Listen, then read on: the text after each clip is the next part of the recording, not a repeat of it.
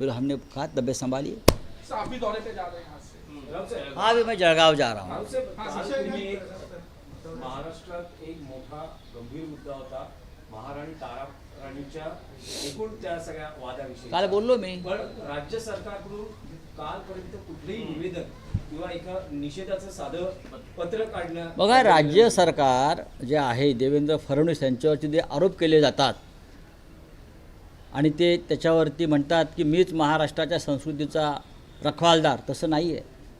महाराणी ताराराणी यांच्या संदर्भात मंचावरून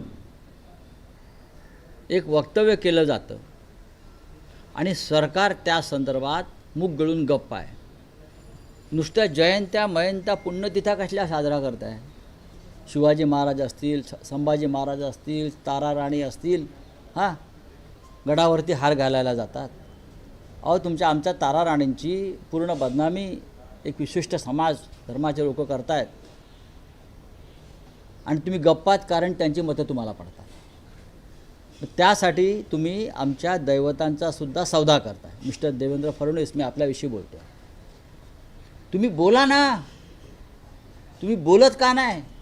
इतर सगळ्या विषयांवरती आपण बोलताना खरात बाबापासून ते सगळे त्याच्यावर बोलताय तुम्ही।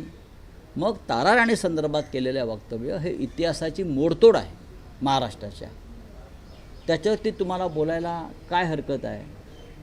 ताराराणी महाराणी कालही सांगितलं, या सरसेनापती हंबीरराव मोहित्यांच्या कन्या, छत्रपती शिवाजी महाराजांचे पुत्र, छत्रपती राजाराम राजांच्या पत्नी, त्या जैन महाराणी केव्हापासून झाल्या? हे धर्मांतर का होत आहे? ही धर्मांतर चालू आहे। तुम्ही धर्मांतर विरोधी कायदा आणला आहे ना धर्मस्वातंत्र्याचा, मग आमच्या ताराराणीचं धर्मांतर का करताय?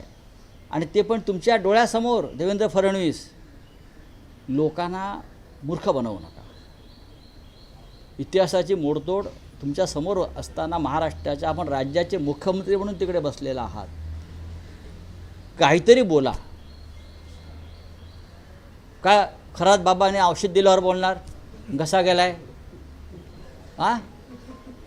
माझा घसा गेला, जसा महापौरांचा गेला, मग एका कुठला तरी महाराजांनी प्रार्थना केली वगैरे, तसं करायचं का आम्ही? बोला, ताराराणीवर बोला, चला।